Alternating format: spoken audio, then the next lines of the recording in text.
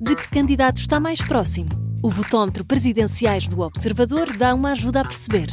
Basta responder a 15 perguntas e, se quiser, afinar as respostas. E o votómetro revela de que candidato está mais próximo e mais distante. O votómetro Presidenciais está disponível em observador.pt e tem o apoio da Toyota.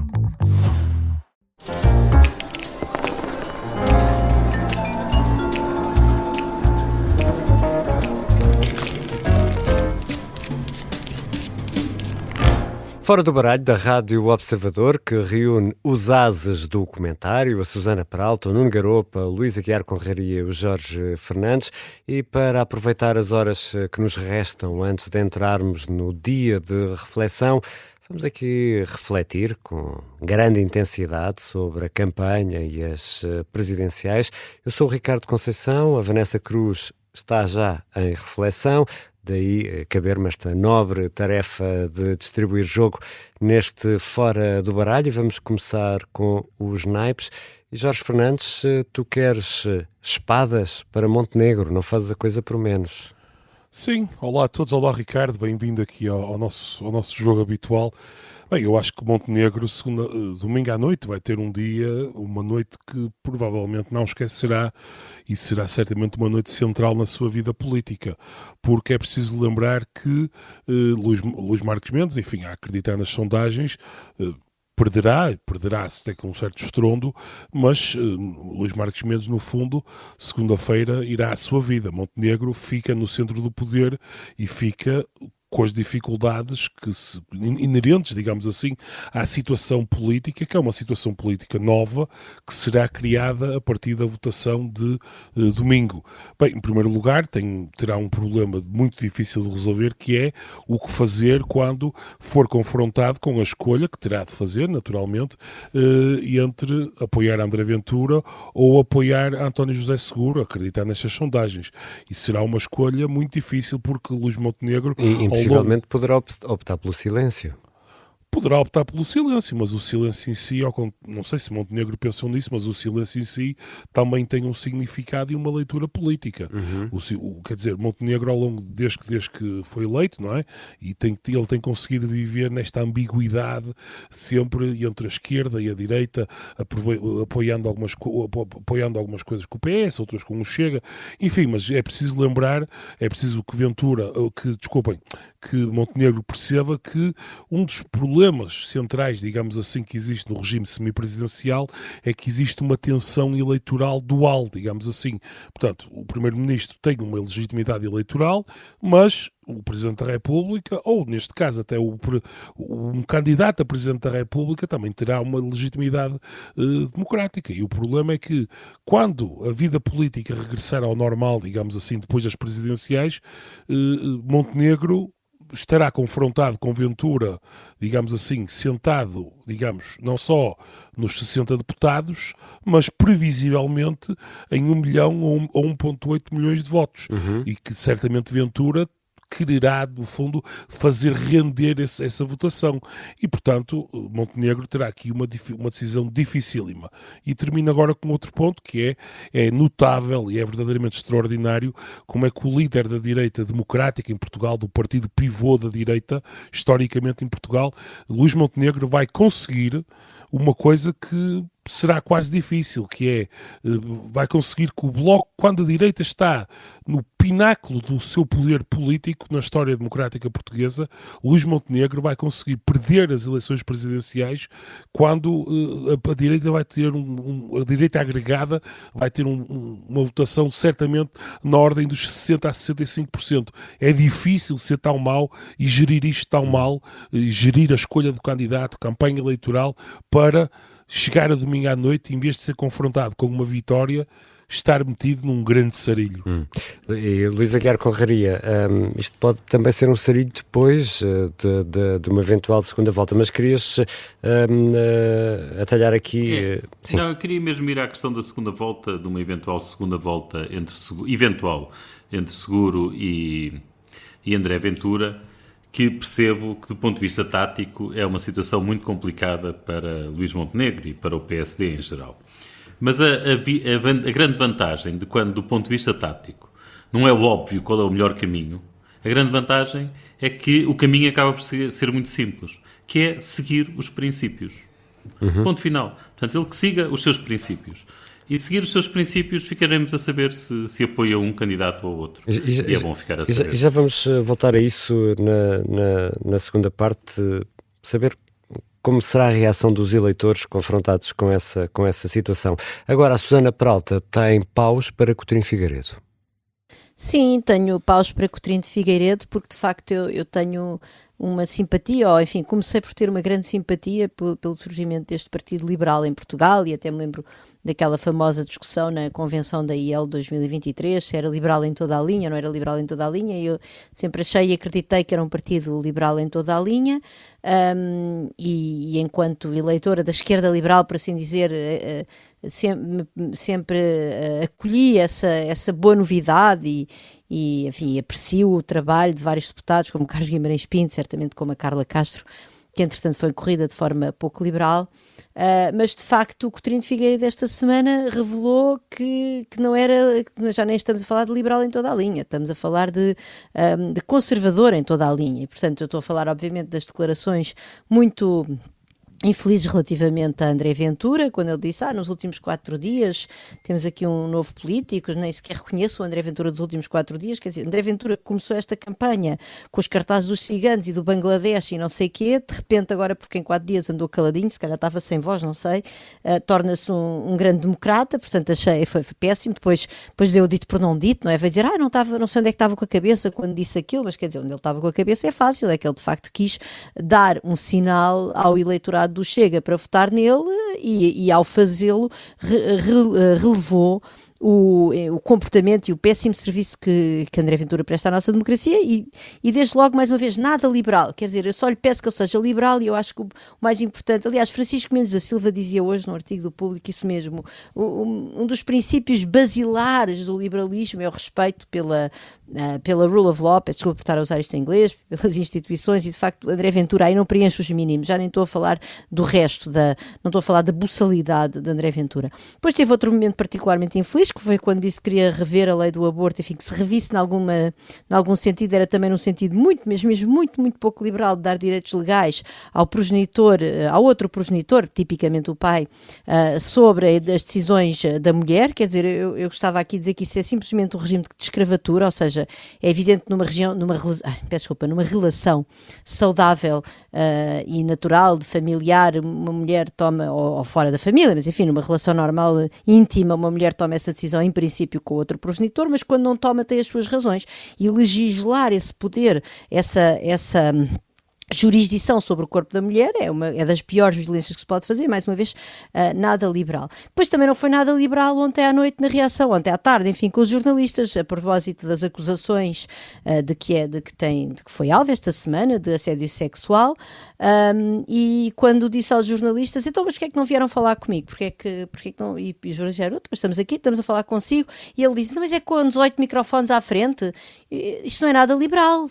João Coutinho de Figueiredo estava a sugerir que alguns jornalistas, ou 2 ou 3, não sei, lhe tivessem feito assim um telefonema um bocadinho, talvez para preparar aquela conversa, para lhe avisar as perguntas que lhe iam fazer. Portanto, eu acho que Coutinho de Figueiredo teve mesmo muito mal esta semana, mostrou que não é um verdadeiro liberal, mostrou que infelizmente não é uma verdadeira alternativa de uma direita arejada que nos faz falta ao projeto destrutivo da democracia de André Ventura, e pronto, eu gostava também aqui de dizer, obviamente, até prova em contrário, João Coutinho de Figueiredo é obviamente inocente das acusações de que é alvo, mas a Iniciativa Liberal, quando o Observador noticia e diz logo que há 2 anos que isto há uns rumores na Iniciativa Liberal, e a Iniciativa Liberal primeiro não desmente, depois ao Diário de Notícias também não desmente, enfim, contra um jogo de palavras, e finalmente só vem desmentir quando, já passados 3 ou 4 dias, a denunciante avisa que vai colocar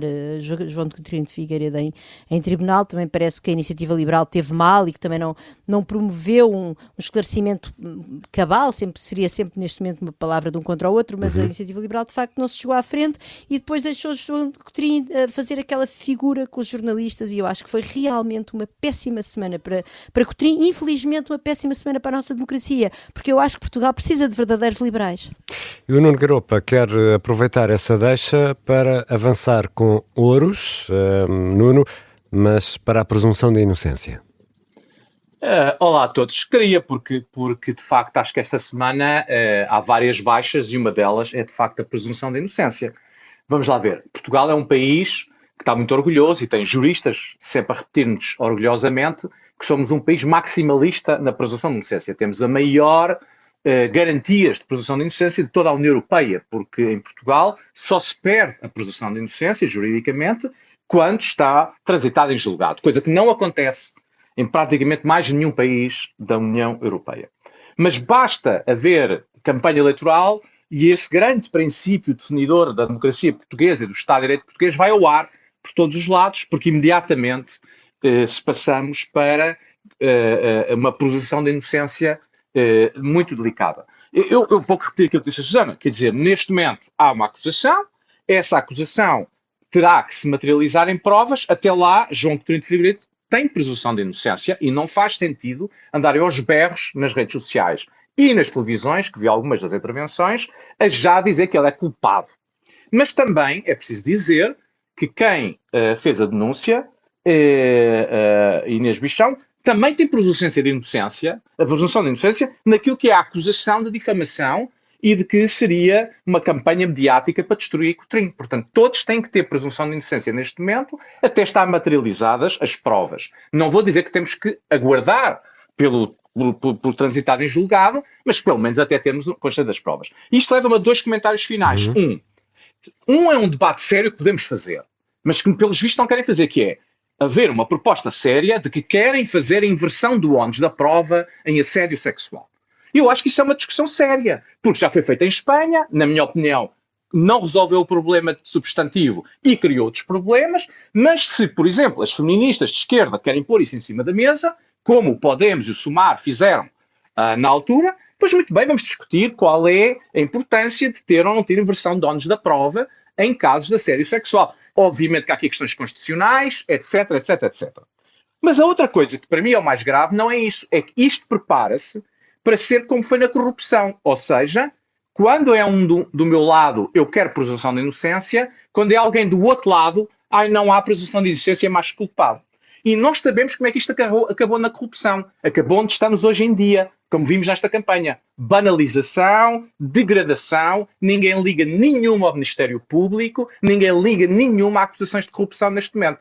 Acho que seria, depois do que já aconteceu com o Boaventura Sousa Santos, agora com Coutinho, seria muito triste se o assédio sexual em Portugal, com todos os problemas que existem, fosse reduzido a uma banalização partidária, a uma degradação, porque as únicas pessoas que vão perder com isto são as vítimas. E, portanto, acho que seria muito grave se, de facto, isto segue o mesmo caminho que seguiu a corrupção nos últimos anos. Susana, queres acrescentar?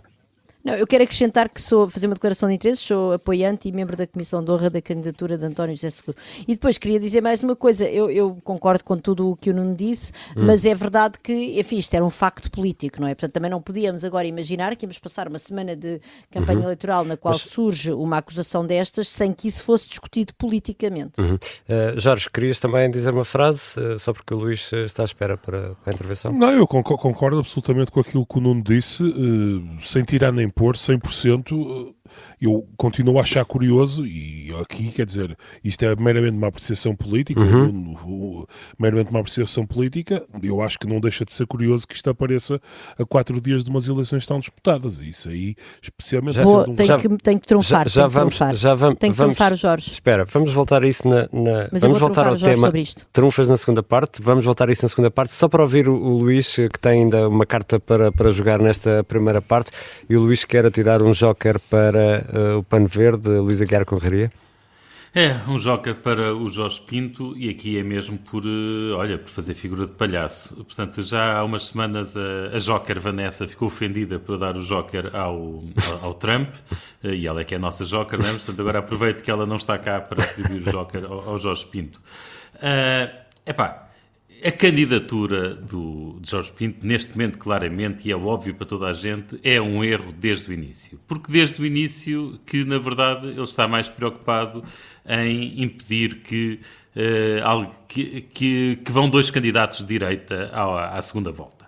E, portanto, desde o início quer desistir para para António José Seguro, mas isto nas últimas semanas e na última semana atingiu níveis surrealistas, com cartas quase a recomendar aos seus militantes do LIVRE, ou aos apoiantes do LIVRE, que votassem em António José Seguro. Depois vêm os desmentidos a dizer que ele se limitou a dizer coisas óbvias.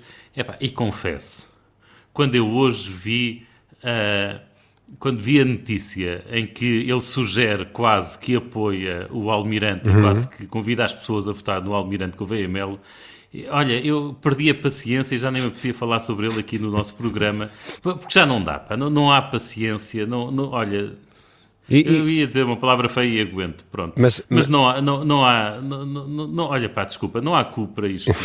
É demais. E o LIVRE, perde muito. Não se candidatasse e acabou-se. E achas que o LIVRE vai apanhar por tabela? Eu penso que sim, porque acho que aqui claramente há uma oportunidade perdida para o LIVRE de ter uma alternativa a Rui Tavares e ter alguém que pudesse fazer, ou seja, que o LIVRE deixar de ser um partido de um homem só, como de certa forma é o Chega. E na verdade também me questiono até que ponto é que todas estas trapalhadas e todos estes absurdos não são uma forma exatamente de Rui Tavares evitar ter concorrência interna e ter alguém que lhe faça sombra. Vai despachando os concorrentes assim. Vai, é isso mesmo. Vamos regressar já daqui a pouco para a segunda parte do Fora do Baralho, até porque queremos ouvir a Susana Peralta, que ficou aqui com um trunfo pendurado para jogar. Vamos regressar para a segunda parte do Fora do Baralho, já a seguir.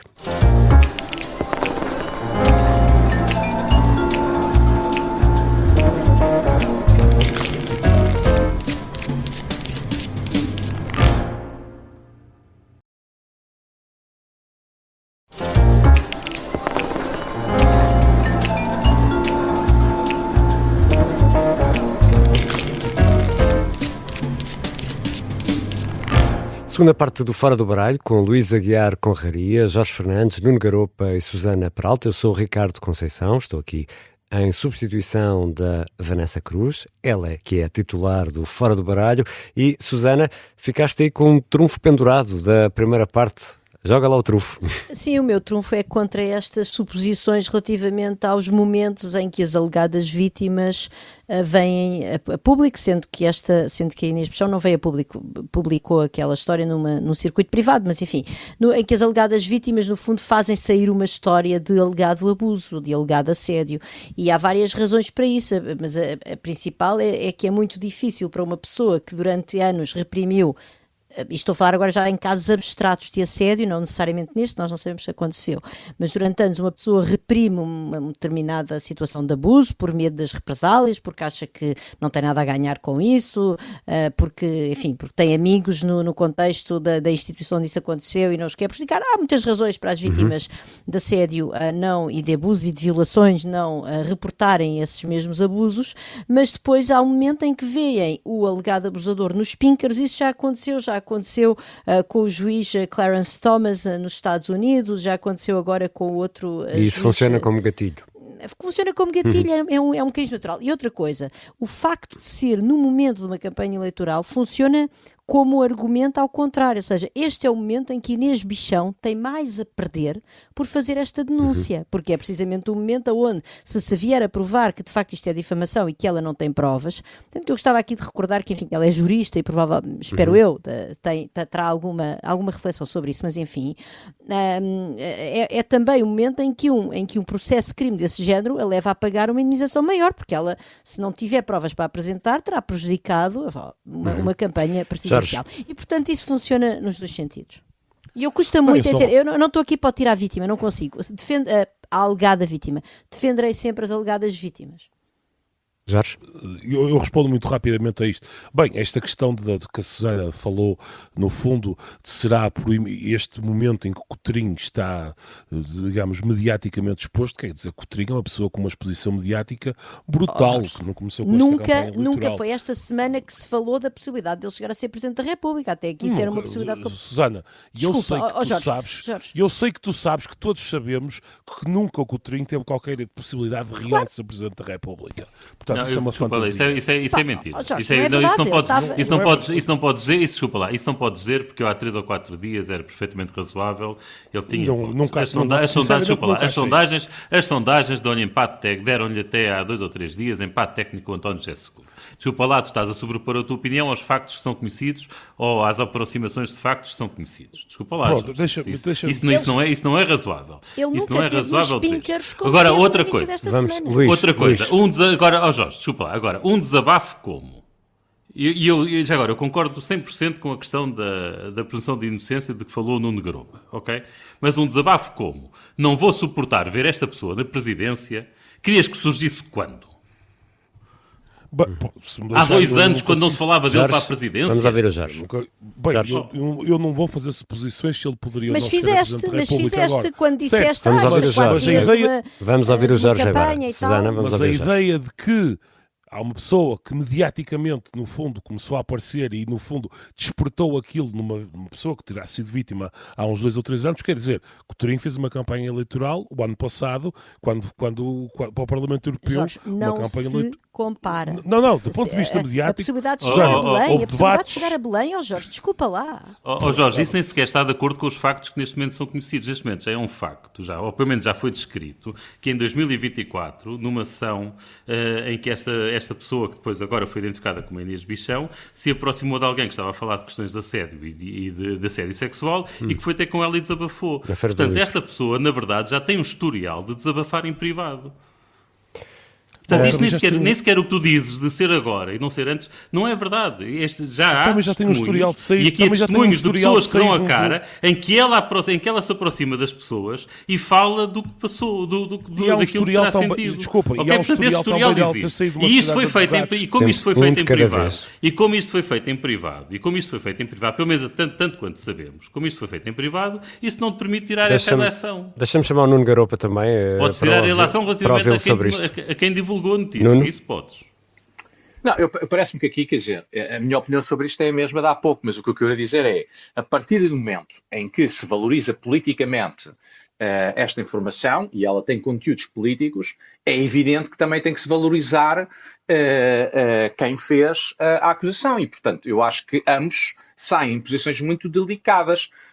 Eu não vou dizer que sei mais ou menos dos factos públicos ou dos factos privados. Eu preferia que isto não tivesse sido assim, mas sendo assim, a partir do momento em que entramos nesta discussão, a minha preocupação é que esta discussão acabou por ser uma discussão, pelo menos nas redes sociais, que foi em grande parte em linhas partidárias. E isso é que eu acho que é muito negativo. Isto pode ter influência ou não na votação? Não só, a questão não é só se tem influência, a questão é que neste momento Coutinho de Figueiredo em tribunal poderá argumentar que perdeu umas eleições presidenciais por culpa desta acusação. E, portanto, como disse a Susana muito bem, eu espero que a jurista Inês Bichão tenha consciência daquilo que vai ser o seu julgamento, porque ela neste momento vai ser arguída. Outra coisa é que ela depois ponha um processo a Coutinho de Figueiredo e seja ele também arguído. Mas quem não pode. Eu penso que não pode porque, salvo erro, são 6 meses, para apresentar uma queixa. Qualquer assédio que tenha existido prescreveu há anos.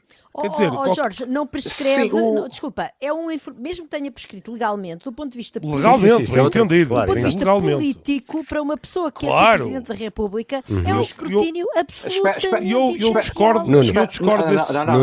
Espera aqui, aqui há uma questão diferente, há a questão do assédio e há a questão de saber se houve ou não uma queixa na IEL. E se ela diz que há uma queixa na IEL e a IEL diz que não há e a IEL está a mentir, há um processo aqui. Há aqui recursos jurídicos. Claro que há recursos jurídicos. Portanto, atenção, que não está fora de hipótese haver outras ações em tribunal sobre isto, não é? Vamos ter de avançar e eu queria regressar a algo a que aludiram já na primeira parte, que é um possível cenário de segunda volta. E até aqui era praticamente líquido, ou pelo menos os estudos indicam essa possibilidade, que Ventura perde com todos. Mas Ventura com Seguro, num duelo esquerda-direita, Jorge Fernandes, é líquido que não possa haver uma mobilização do eleitorado de centro-direita que possa inverter isto? As sondagens, para já, dizem-nos todas que, portanto, Ventura perde com todos. Portanto, essa é a informação que temos. Agora, como sabemos, digamos, o evento que acontecerá este domingo já será um choque, digamos assim, que não é exógeno, é endógeno, mas será um choque que de alguma maneira provocará uma atualização das preferências dos eleitores e o facto que eu acho que André Ventura, eu não sei se ele pensa que pode chegar a Presidente da República, porque eu penso que ele achará que não, e aliás toda a campanha do Chega é sempre na lógica de o que nós queremos é que Ventura fique em primeiro lugar na primeira volta, irá à segunda volta, até porque eu penso que Ventura preferirá ser Primeiro-Ministro, ele próprio já o disse várias vezes. Agora, é um facto que numericamente, somando os candidatos todos da área política da direita, esse somatório é largamente superior ao somatório dos candidatos agora da esquerda. Se as coisas se organizassem puramente por blocos, Ventura teria hipótese matematicamente. Por outro lado, também há a informação que temos das sondagens, etc., que Ventura é o candidato que tem mais rejeição, uma taxa de rejeição mais alta por parte de uma bela parte do eleitorado. Portanto, sob esse ponto de vista, eu acho que Ventura, apesar de tudo, em teoria, terá poucas hipóteses. Luís, enfim, tudo pode acontecer. Luís Aguiar Conraria, achas que Ventura não corre o risco de ganhar? Acho que, em princípio, não. Quer dizer, o risco, se me está a dizer que eu estou 100% certo, não. Ponto final, não tenho 100% de certeza. Estou a provocar-te. Não tenho 100% de certeza. Aqui não tenho mesmo. Acho que... Eu penso é que durante muito tempo se dava como adquirido que Ventura não passaria dos 30%.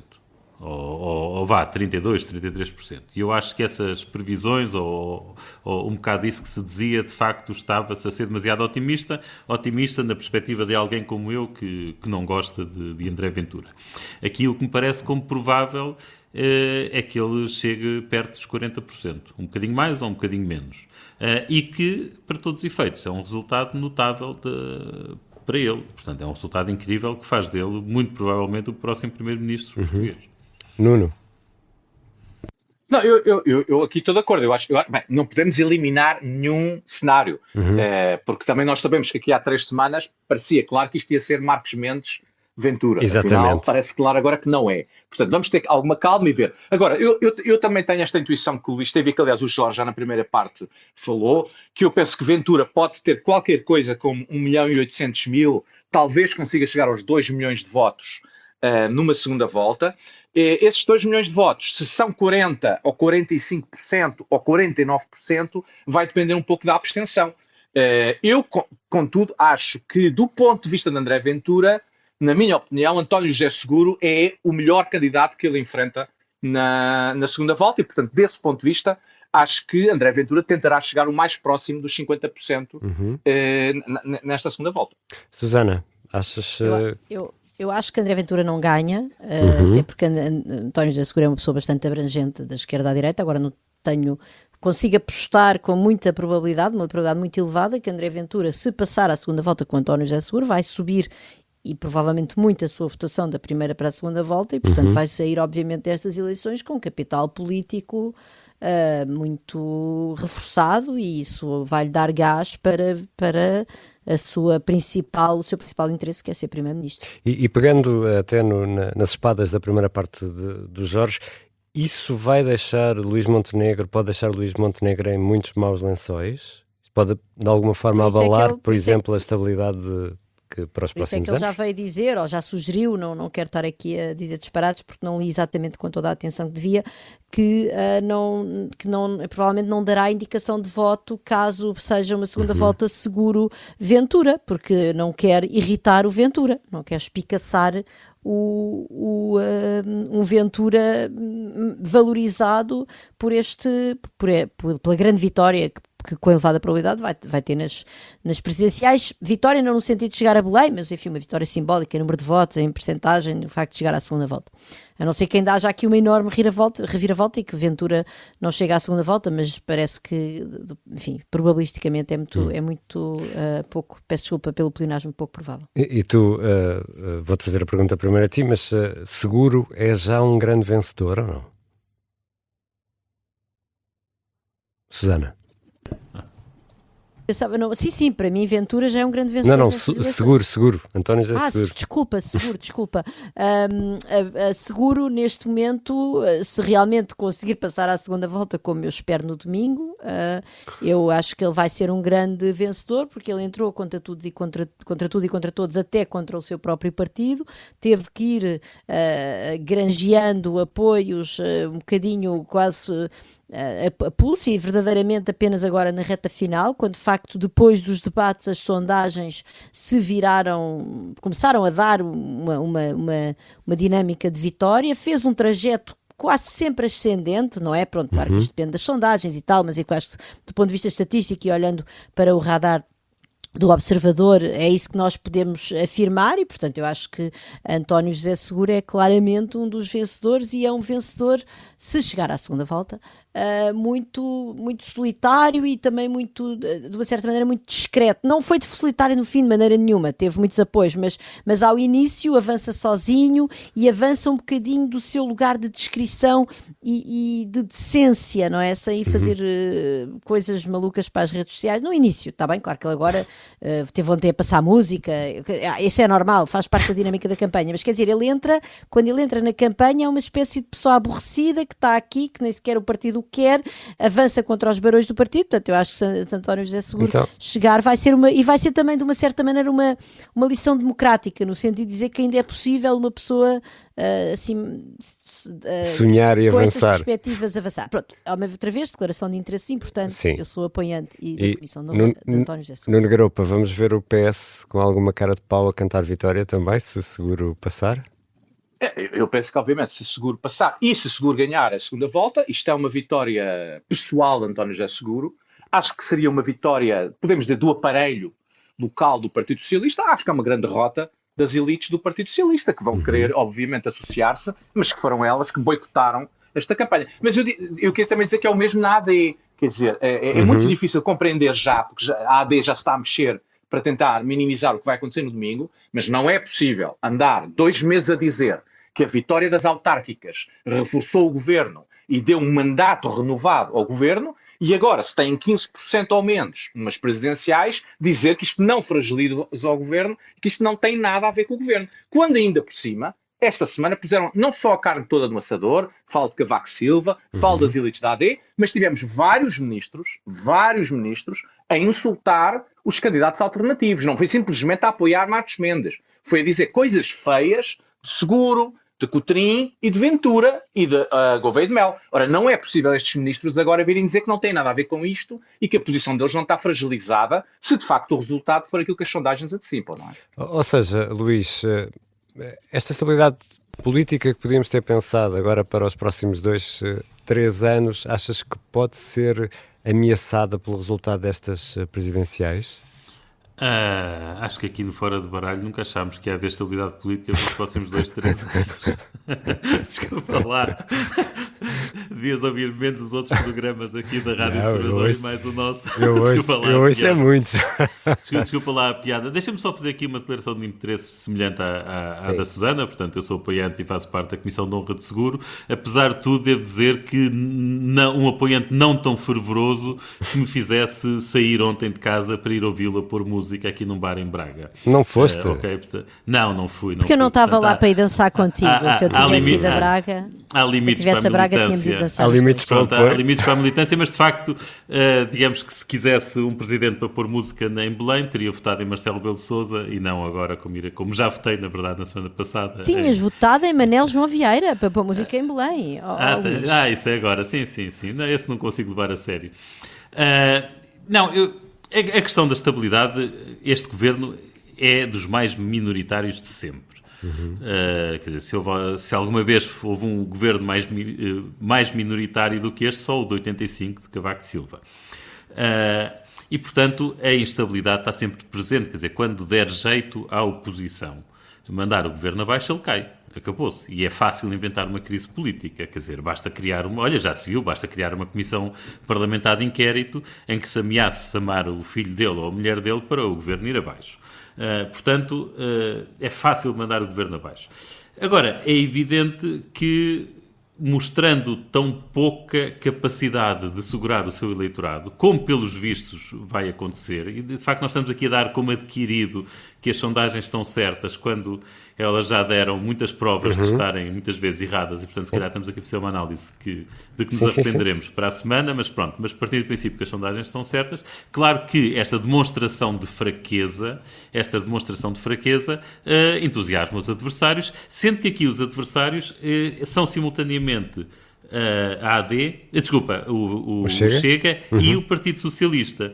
Porque também isto é um aspecto para que já chamámos a atenção aqui algumas vezes no Fora de Baralho, e também ouvi o Jorge a chamar a atenção para isso no Contracorrente. A malta da AD pode estar muito contente neste momento por estar no governo, mas estará na altura de começarem a perceber que a ameaça existencial que o Chega representa é mais virada contra a AD ou contra o PSD do que contra o PS. Okay? Se nós vivemos neste momento num sistema partidário com 3 polos, que é altamente instável, é muito provável que isto passe dos 3 para os 2 novamente, e o normal é ver um à esquerda e outro à direita. O que quer dizer que se à direita for o Chega, o outro que à partida sobreviverá será o PS. Jorge, achas que estas eleições poderão ter consequências políticas nos próximos tempos? Acho que eventualmente sim, até porque estas eleições, de alguma maneira, vão dar, não sei, eu vou usar uma palavra que empoderar, não gosto muito desta palavra, mas vão dar força, se quisermos, aos 2 partidos que estão, um à esquerda e outro à direita do PSD. Vão dar força à Ventura, por causa da sua vitória eleitoral, quer dizer, vitória eleitoral, não no sentido de ganhar a presidência, mas por de facto conseguir algo que era absolutamente inesperado, não é bem inesperado, mas que em meia dúzia de anos a capacidade que ele teve de se impor como ator político. Portanto, Ventura sai disto como um enorme vencedor. E, ao mesmo tempo, de alguma maneira, embora as circunstâncias sejam muito particulares, isto vai demonstrar, o PS estava com muitíssimo medo de quaisquer eleições e de qualquer julgamento popular, mas isto no fundo vai mostrar ao PS que poderá haver aqui o início de uma reconstrução da coligação eleitoral do Partido Socialista. E portanto, se até aqui nós todos, e eu pessoalmente achava isso, que achava que a última coisa que o Partido Socialista poderia querer pensar era em eleições, eu acho que ao longo do próximo ano e meio, os cálculos podem começar a mudar, porque tem um presidente em Belém e, no fundo, esta vitória de Seguro mostra, bem, se calhar... O PS vai perceber que será mais pela linha Seguro e Carneiro e menos Exatamente, pela linha Alexandre Leitão. E se calhar vai começar a perceber que, bem, se calhar aquelas derrotas monumentais que o PS teve foram devidas, bem, em primeiro lugar, o PS era o partido incumbente, digamos assim. Tinha estado 7 a 8 anos no poder com o António Costa e, naturalmente, todos os partidos, ao fim de tantos anos no poder, sofrem o desgaste habitual. É perfeitamente natural serem derrotados nas urnas. Seja o PS, o PSD, é uma coisa perfeitamente natural. Isto foi o primeiro caso. O segundo grande elemento é o facto de Pedro Nuno Santos haver uma certa linha dentro do Partido Socialista que tentou encostar o partido muito à esquerda e fora, digamos, de um certo centro político. Portanto, este recentramento do partido, com a vitória de Seguro, no fundo, a ir à frente, se calhar poderá começar a dar poder interno dentro do partido às elites mais moderadas, reforçar até a posição de Carneiro e poderá recomeçar a fazer as elites do PS talvez pensar, bem, se calhar, se formos a eleições dentro de um ano e meio, poderemos sonhar bipolarizar o sistema entre nós, PS, e Ventura, enfim, e portanto aí os cálculos começam a alterar-se. E Luís Montenegro, no fundo, está aqui a viver um momento muito particular, mas é um momento muito curtinho e a luz pode rapidamente apagar-se. E o Fora do Baralho fica por aqui, mas vamos voltar a conversar todos já no domingo à noite, porque temos um especial de eleições aqui na Rádio Observador. Um abraço a todos e fica ainda aquela nota para o episódio extra de domingo, em que respondemos às perguntas dos ouvintes. O endereço de mail é foradobaralho@observador.pt. Neste domingo não haverá este episódio extra, mas pode sempre enviar as suas perguntas, críticas, pensamentos, partilhar com o painel do Fora do Baralho. Eu sou o Ricardo Conceição. Estou aqui em substituição da Vanessa Cruz, ela que é a titular da mesa de jogo. Para a semana há mais Fora do Baralho.